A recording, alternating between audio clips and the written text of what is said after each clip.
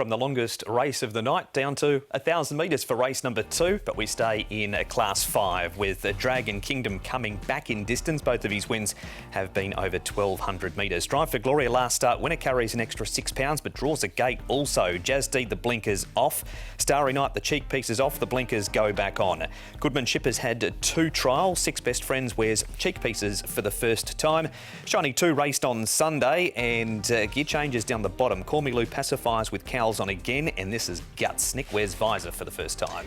He will indeed. Let's have a look at the pace and the speed map, shall we? Strive for Glory did a great job off the front last time to win when beating Tronic Mighty, in fact. And he's drawn 1 here compared to 12 last time out. So he's very well berthed to go forward and lead. And I think that's the way it will play out. Starry Night can follow him. He's in 2. Mick D taking the ride there. So he'll have a nice lead into the race, I would imagine, on the back of Strive for Glory. Dragon Kingdom, Treasure of Field, one that might be out a little bit deeper. And he's likely to be followed by Six Best Friends there, Tom. And he can go back as well. They can the Treasure of Field, so we're not sure what they do from Barrier 11, but Strive for Glory should be right up there. Shiny 2 didn't show a great deal at the weekend. He was always at the back, and that's where I'd expect him to be this time.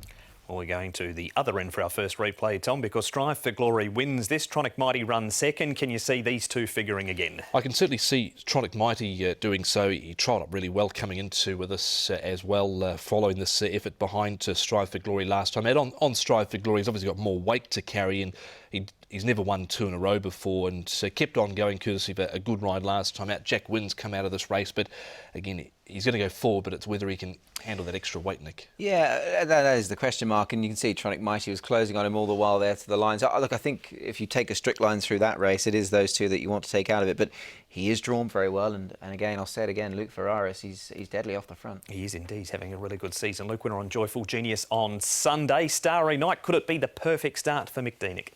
Not beyond the realms of possibility, Mark, at all. Blinkers going back on, replacing cheek pieces. My concern is that he's done little in 4 at Happy Valley. That would be my slight reservation with him. His last run here was a 7th placing behind Happy Trio at big odds. But he was better on the all-weather this night, Tom. So he's clearly in form, and David Hayes is in form as well. Yeah, he's going to get every chance from barrier number 2. You can see he was quite one-paced there over the final stages. So coming back to Happy Valley, cheek pieces off, blinkers going back on, a good draw that should give him every possible chance in a race that doesn't have a lot of depth.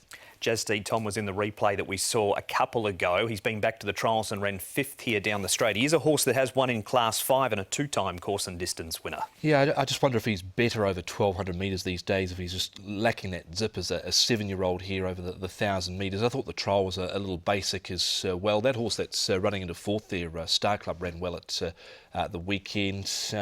I haven't got him in, though, here over the 1,000, Nick. No, neither have I. I tend to agree with you there, Tom. I just think maybe now at the age of 7, it is 1,200 that he wants, and could well get run off his legs a bit early. He's out. So who's in? Who is in? Well, it is Tronic Mighty, Mark. I think he gets every opportunity here with Zach Purton and Jamie Richards. A nice effort last time out and has trialled well. Starry Night from Barrier 2 should get a good run. Thought Call Me Lou was better last time out at over 100 to 1. He's had a trial since. Matthew Poon rides for Peter Ho, so in a weak race he might not be the worst, and Strive for Glory the other one. 8, 5, 11 and 3. Yes, I'm going to stick with Strive for Glory here on the back of that win last time out. Good draw, and if he can lead them a merry dance, he might be a hard one to peg back, a bit like last time. So we'll go him over Tronic Mighty to confirm that form. Obviously, every chance, I think, the 8 horse here, and I'm sure he'll be well fancied with a good combination joining forces there. Starry Night, we put him in for 3rd, and Dragon Kingdom up at the top. There's a run 2 starts ago. He ran really well. That was off at a £2 lower mark, and wouldn't be shocked if he went well in this. 3, 8, 5 and 1. That is the preview for race number 2, the first leg of the opening double trio.